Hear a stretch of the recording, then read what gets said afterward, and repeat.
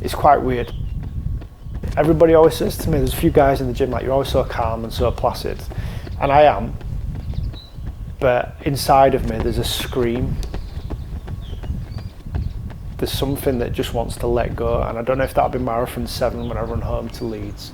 I'm hoping that I can just let out this scream. That's how I feel. I want to scream so loud that I've done a good job, that all my demons have been exercised, and that I can just go back to being Adriano that trains with Dave at 5 till 6 and goes for a 10k, and when he's feeling like an idiot, he can get up on a Saturday morning and go, right, I'm going to run a marathon today, and put his headphones in, listen to Backstreet Boys, and just breathe.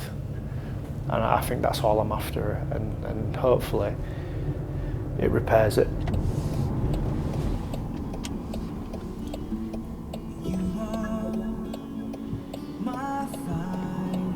I don't think people realise, I think, well, obviously I'm covered in tattoos, and yeah, I do like lots of different music. You know, we've got the rock section, we've got dance, trance, hard, fast trance as well, scooter. But I was brought up on the Backstreet Boys, unfortunately for me, even though my mates like to Oasis and stuff, which I do like. But they brought a song out, All I Have to Give, and that was it. I was hooked. So put them on if I'm feeling in a mood where I need to relax. I just pop it on first 2 hours of a run, quite nice and easy. And some of the songs are quite emotive.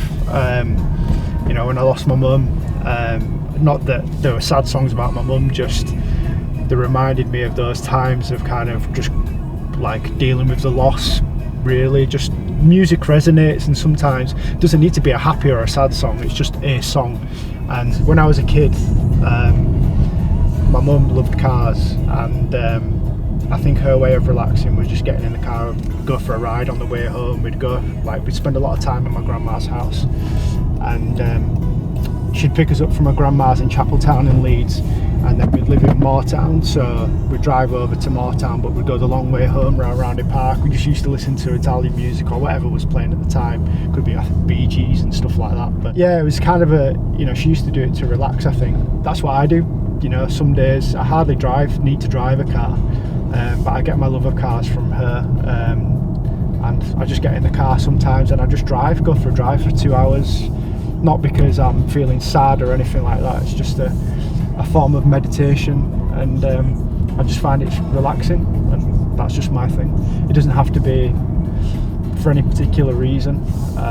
Just like to get out and go in the car and just be on my own, and you know, be at one with myself. And sometimes I'm sad, but a lot of the times I just drive to Leeds to Roundhay Park, my favourite place where my mum used to take me, or go see her at the cemetery, and then, you know, go for a walk and a coffee afterwards. It's just my way of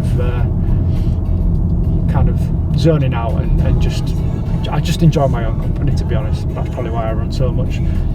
4 hours on my own is plenty.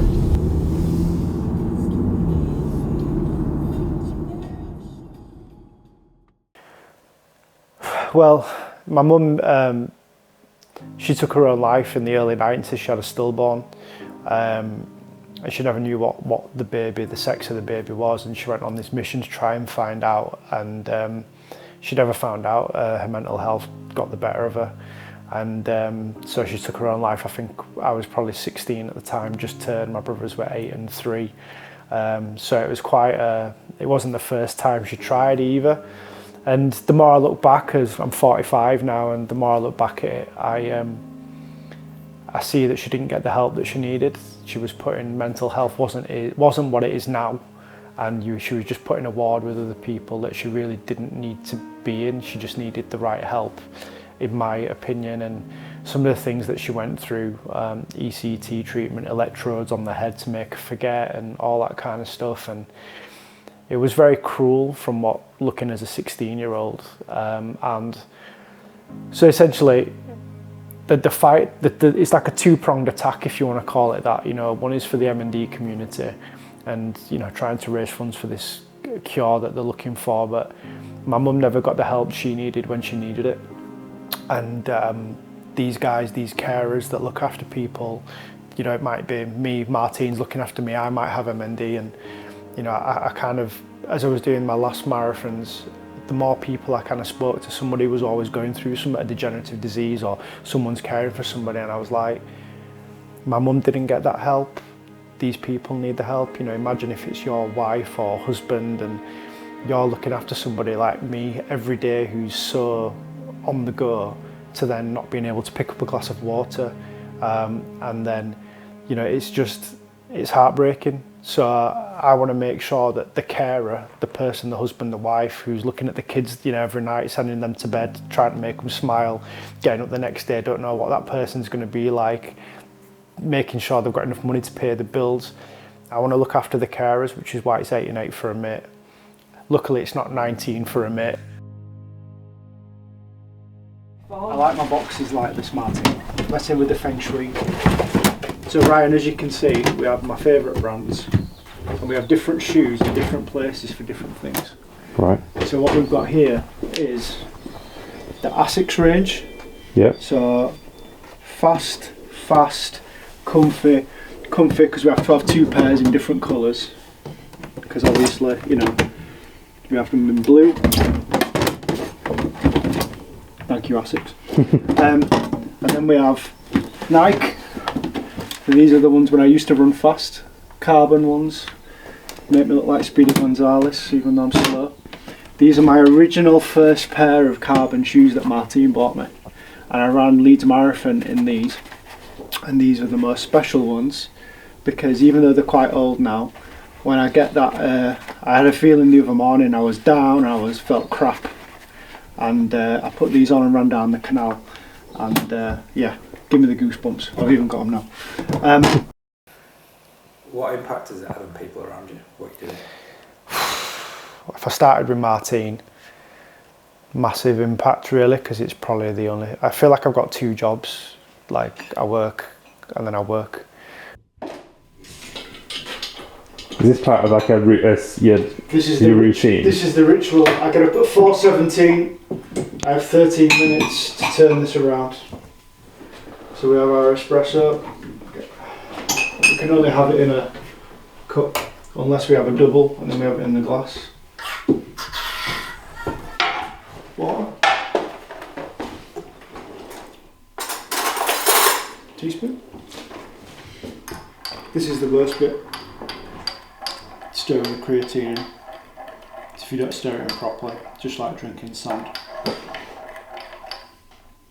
Down the hatch.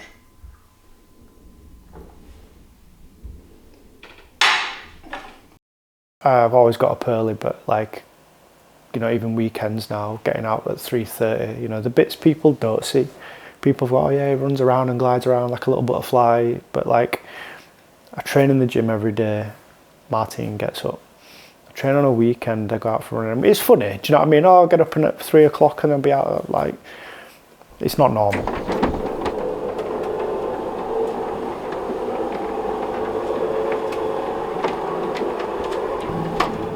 What's this little espresso thing?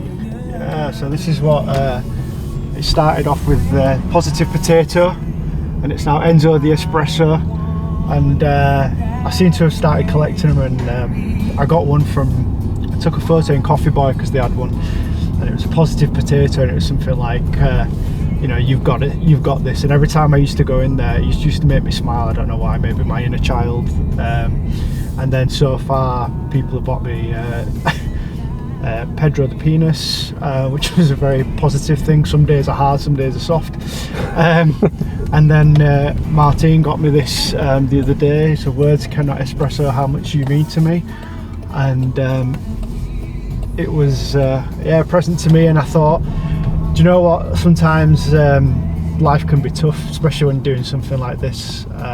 You know, there's pressure not just on me, but the pressure I put on Martine, and you know, she got me that, and I keep it in the car now just to remind myself that as much as during this time I might be a bit hard to live with and a bit stubborn, always reminds me that she actually loves me, and I'm grateful for her being around, to be honest. I remember meeting somebody at one of the MND meets. They'd been up 10 times during the night looking after somebody, making sure they had oxygen through the night. Now, we all know I don't sleep much, but like getting up every hour to roll somebody over or make sure they're getting the treatment, the medicine, and then go to sleep, then to wake up to start caring again and get a little bit of respite, that's not sustainable without help. And that's why these people need to be looked after. You know, it's almost two fingers at everything that my mum didn't get, and now those services are more readily available. I just want to make sure that, number one, help find this cure because it's domino effect, but number two, like the people that really need the care and that are giving the care, the husbands, the wives, the family members, they're getting the support that they need from the M&D Association, and they do provide that. So all the funds that I'm raising now, whilst the bigger aim is the cure, it's giving the counselling to the people that need it, you know, the husbands and the wives, the children they look after as well. There's a phone line, they help, you know, all the stuff that I wish my mum would have had. Just that phone call to say, are you all right? You know, I've got two younger brothers, and yeah. So, you know, if she would have been here, if maybe she wouldn't, you know, you never know, you know. But the fact that it annoys me. I can't say it, well, it pisses me off. I don't know if I can say that, but it pisses me off that, like, you know, people do suffer loss. Everybody suffers loss, tragic or not, but this is mine. This is what I hold dear, and this is what, when I wake up every morning, you know, I go out and it triggers me, and that's why I'm doing it.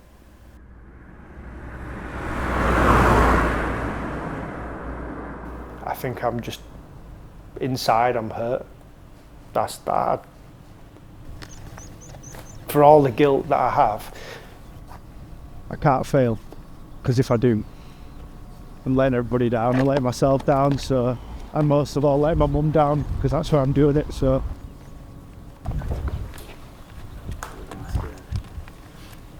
You keep saying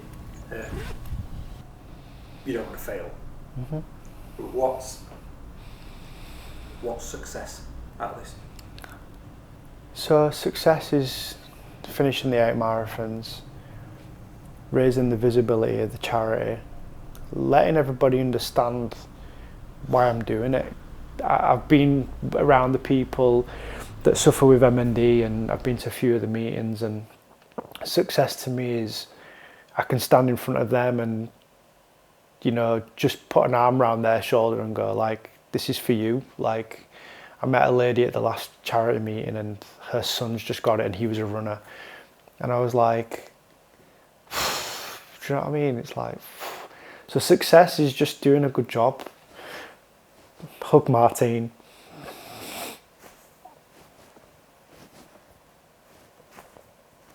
Yeah, that's what success is. You're right, mate. Yeah, that's what it's about now.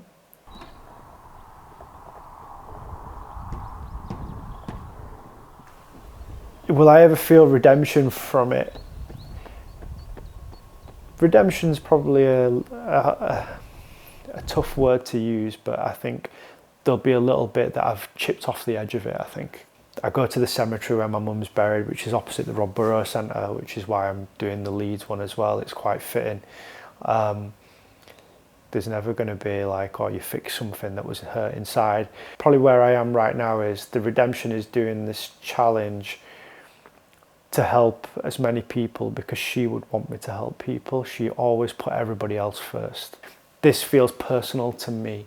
So I think I'm hoping at the end of it, there's kind of like that scream, and I can go to the cemetery and maybe like, we're good, yeah? And that might be enough. I think she'll be proud of you.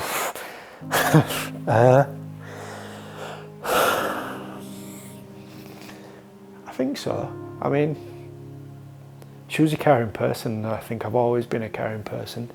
I mean, Martine didn't marry me for my looks, I guess. But yeah, I think she would. I think she'd be proud of me. I'm my brothers, you know, like, I'm 45, I was 16. Ricardo was 8, Antonio was 3 or something. And like, I look at my brothers now, I couldn't be more proud. I probably don't tell them enough because they're my brothers, you're not gonna tell them, do you know what I mean? But I'm so close to them, like we all are with our family members, I guess, but we've got this little bond, and she's not here, but you deal with your card, don't you? And I think we've dealt with it dealt with it all right. Yeah. That's a perfect place to end, mate. Thanks.